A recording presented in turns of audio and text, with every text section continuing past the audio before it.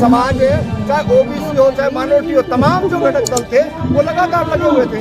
ये तो आज राहुल गांधी ने इस बात का पता लग चुका था कि अगर हम जातिगत जनगणना की बात नहीं करेंगे, अगर हम संविधान की बात नहीं करेंगे, तो बिल्कुल फैक्ट है कि सत्ता के गलियारों में नहीं आ सकते हैं। और आज इस बात का राहुल गांधी बार बार गलती मान रहे हैं कि हमने ओबीसी को समझने में, ओबीसी के हक अधिकार देने में देरी की, जिसका खामियाजा आज वो खुद भुगत रहे हैं, इस बात को मान रहे हैं। प्राथमिकता है कि इस देश के अंदर आम जनमानस को, बहुत सारे लोग हैं जो संविधान की कॉपियां भी बांट रहे हैं, और बहुत सारे ऐसे छात्र भी हमारे हैं जो आज पढ़ लिख करके पहली पीढ़ियां होगी जो अभी जो हाई स्कूलों तक और एमए ग्रेजुएशन तक पहुंची है, तो पहली सीढ़ी है।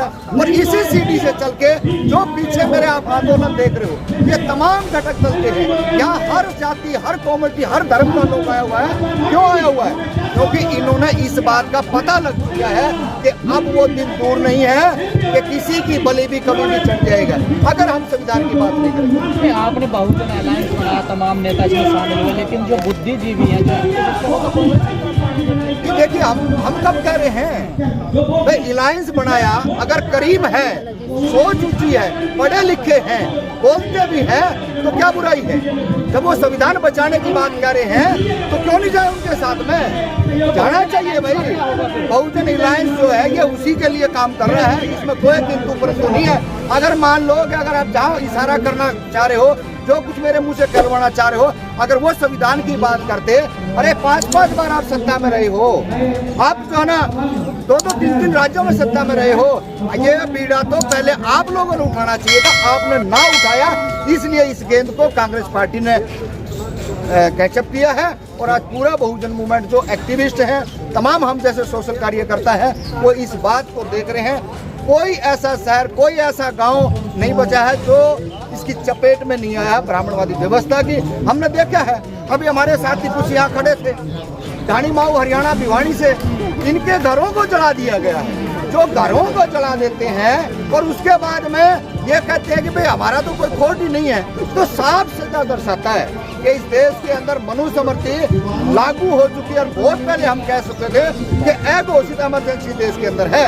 अगर इसी तरीके से अभी लास्ट अभी 11 तारीख की बात है, 11 तारीख को एक बेटी का मर्डर होता है, उसके साथ गैंग रेप होता है, और उसके बाद में 8 दिन के बाद में सरकार सुसाइड नोट भी लेके आ जाती है, उसमें प्रशासन भी शामिल है, और उसकी जो गला कटा हुआ था वो कह दिया कि भाई ये कुत्तों ने, जानवरों ने काटा है, और जो प्राइवेट पार्ट जो है वो भी नहीं है।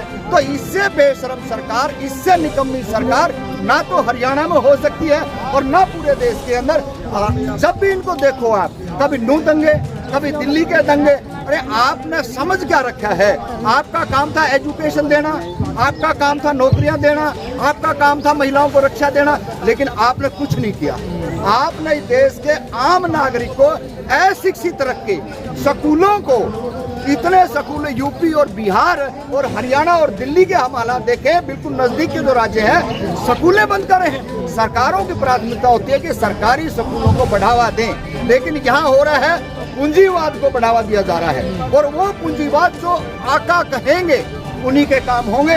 ये जो भिवानी की जो लड़की अभी मारी गई है, इसका जो पूरे का पूरा जो एक षड्यंत्र जो के साथ चेंज किया है इन्होंने एक पूरे मामले को, तो ये साफ दर्शाता है एक बीजेपी का जो कॉलेज है, और वो कॉलेज के ऊपर आज तक ना सीसीटीवी कैमरे दिखाए गए और ना ही उसका कोई कर्मचारी अधिकारी सामने आता है। सर, आजकल विपक्ष बड़ा हावी हो रहा है चुनाव आयोग पर, कहा जा रहा है कि वोट चोरी हो रही है, तमाम फर्जी वोटर लिस्ट बनाए जा रहे हैं। नहीं, ये तो बहुत पहले से कह रहे थे हम लोग, तो विपक्ष तो आज आया है। विपक्ष ये भूमिका अगर बहुत पहले 2016, 17, 18 में अगर ये कर लेता तो ये चीजें नौबत नहीं आती। हरियाणा जलाया भाई 2016 के अंदर, इसी बीजेपी सरकार ने पूरे हरियाणा को जलाया है, और पूरे देश को। मैं तो हरियाणा क्यों कर रहा हूँ, पूरे देश के हालात ये हैं। अगर सद्बुद्धि पहले आ जाती, चुनाव आयोग पर दबाव होता, हम यहाँ ईवीएम बैन करने के लिए लगातार दिल्ली का जंतर मंतर को धरना देते रहे, लगातार अपनी आवाज उठाते रहे, लेकिन हालात क्या हुई, बद से बदतर।